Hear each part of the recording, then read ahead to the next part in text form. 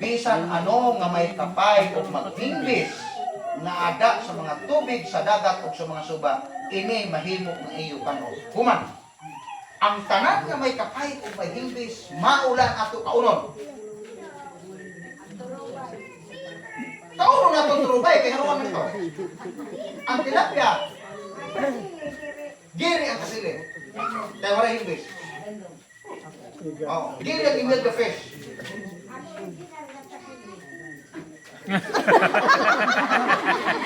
So, yan na lang ako ng arap kayo mo. Nagalaw sila. Nagalaw kayo ay napik kasilid.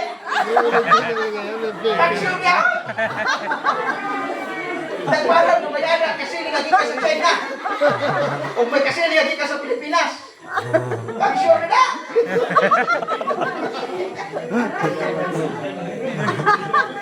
Ngayon original.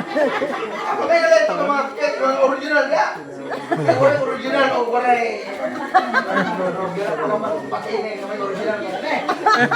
Ang gisiring na Biblia, ang akong makakon ang may kapayla o may himbes.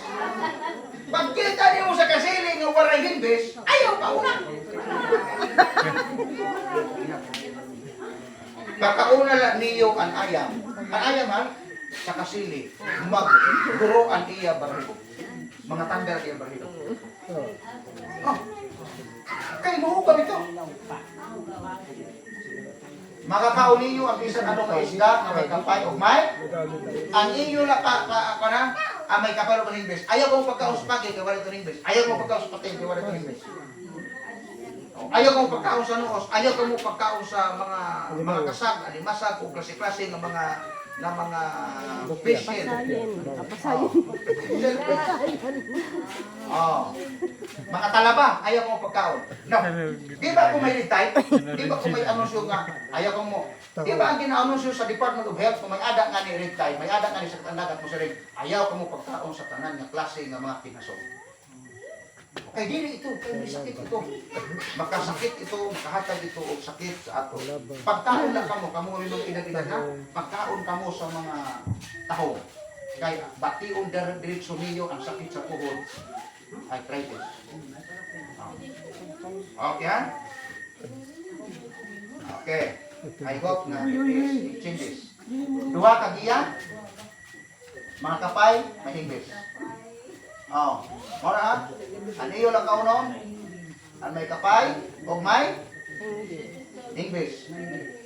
Oh. Ano wala ka pa English? Oh, ayaw ko pagkaon. Bisan loto na ito, ayaw ko pagkaon. Ang kasiling ng first class, ayaw ka pagkaon. Deuteronomio 14:10 kasi rin. Kung hindi ko bakaw, bisan ano ba ako koy. At tubig, wala ka kapay, wala English. Ginahanglan, dili na ito anong kayo mo gawin. So waray kapay, o waray himbis. Ini, dili natin ito na, mga lobster. Ayaw natin ini nga el sa dagat. Ang kasili sa tabang, may kasili gihapon sa dagat. Panangitan sa amo, waray. Oh, ayaw ka mo ito. Pawikan, ayaw ka mo pagkaon ito. Tagi. Oh, paagi alang niyo, ayaw lang niyo ka na. Tapos, ini. Oh, ayaw nyo. Kung kaunong ini niyo, actually sa pag-aral mga kabuktuan, ini ng mga mananapin. They are not past winners. Dili nila puso maglangon. Ang mga heavy metal sa dagat, mga janitors ini sira, taglimpyo ini. Kung kauno na ito inihira, ang hugaw sa dagat kay siraman ini ang nagabasuriro, makaon nga ni nato ang pati ang unod ini, mao ito nga magkasakit. Pero ang isda nga may kapay o may himbis, sa pag-aram sa dagat, they are, gitawag ito ira nga past winners, o ang ira himbis, proteksyon sa mga hugaw. Mao na nga ato hinimbisan ang isda. Kay ang ira himbis, protection ito para dili kita magkasakit. Mao na importante ito nga pagkaon mga kabugtuan. Ini waray himbis, waray protection ang ira unod. So kung kaunon nato nga nagpilit dida ang mga bakterya ito mo pagkaon, maapektuhan na nato lawas. Kay wara man ini, di man bisag imo limpyuhan ini, Diri madara ang iya bugaw kaya nagpilit sa iya ulo. Okay. In 1988, halos 300,000 na mga Chinese sa Shanghai ang nagkaroon ng hepatitis A mula sa tuwalya. Kaya ada man ang sakit ini, mahulog bala, tapos ira makaon o magpilit sa ira lawas, kung kauno na to, tidak makasakit. Now, adto kita sa tamsin na liwa. Humang kita sa mananap, ang mananap, nahili na to kaunon, ang wala nagapangusap, o ang diri buak ang puko. Ang isda, may duhang gihapon, may kapay, o may English. Pagkatto kita sa tamsin. Anong tamsin ato dapat kaunon? Ang tamsin nga ato kaunon, ang diri mga mananakit na tamsin. Kinahanglan diri kamo kumaon hinunod ng mga tamsin, banog, bukaw, agila, sikok, masama ng sikok pa niya. Mga manaol, mga uwak, mga duong, mga gamaw, lapay, o sa pana, delikano, abugilya, o mga kabog. Kabog, dili kita pwede mo tao. Kaya no? Mga mananakit. Ang ato na kaunon, ang nagkaon o mga prutas, mga tanom. Example, tikling. Ulo ba lagi kaon o humay? Kaon na. Ano pa? Punay. Manata. Sa dinisi Ginoong sa tuna. Nagsulod siya sa usa ka island na gitawag nga Genesaret. This is a true story. O pagsulod ni Ginoong gitako siya sa tao magisudlan sa yawa. Nagperting busuga. Bisan gapuson sa kadina, putol ang kadina. Pero gisigyan niya ang tao. Nakilala ka ba ako? Siring nga tao, oo, ikaw ay Isos na anak sa Diyos. O siring ang nagsulod ng mga espiritu sa tao. Isos, kaloy kami. Ayaw kami patya. Ipasulodla kami sa panon sa mga kababuyan. Ang espiritu nga nagsulod at tao, diri iya sa Ginoo diri gikan sa diablo. Og nagsugo ang Ginoo nga magawas adto nga mga dautan o mga maraot nga espiritu og nagbalhin didto sa kababuyan. Og ang kababuyan sobra 2,000 ng lukso sa lanaw. Og ang mga tao nga nagbantay dito gikontra si Ginoong Hesus. Itignos natin. Ini nga to pag-alagad sa Ginoo. Decision ini niyo ug sa Ginoo, ha? Kamo ang una nga mag-desisyon. Ang Ginoo magulat lang.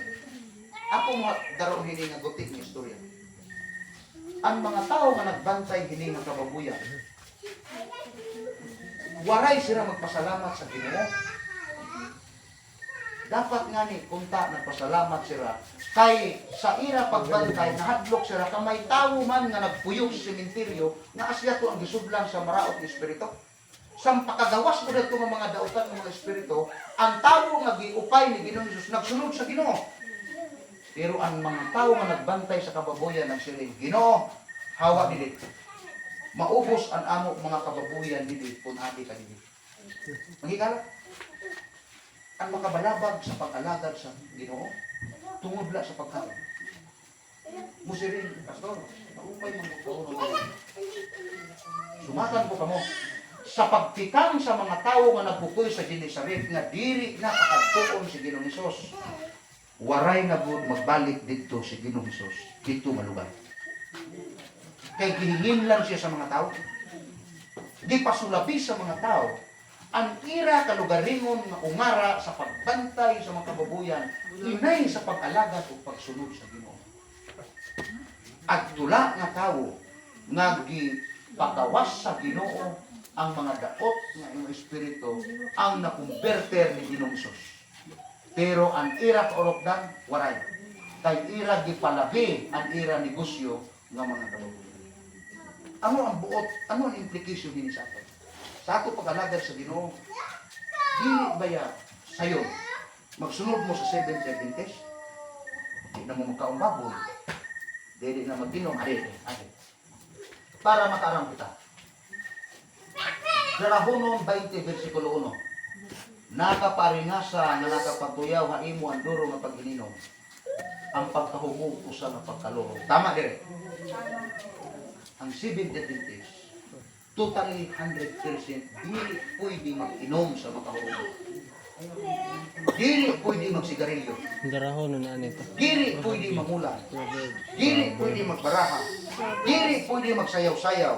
Dili pwede magpusta-pusta og loto.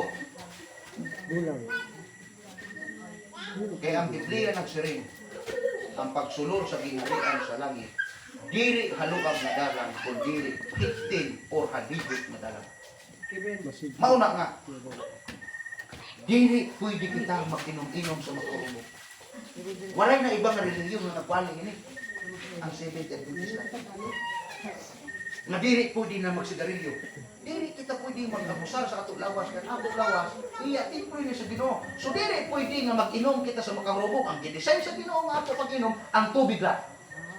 Pero dili ang irim nun. Ang gidesign sa Ginoo nga hangin, ang fresh air, dili ang asos sa sigarilyo.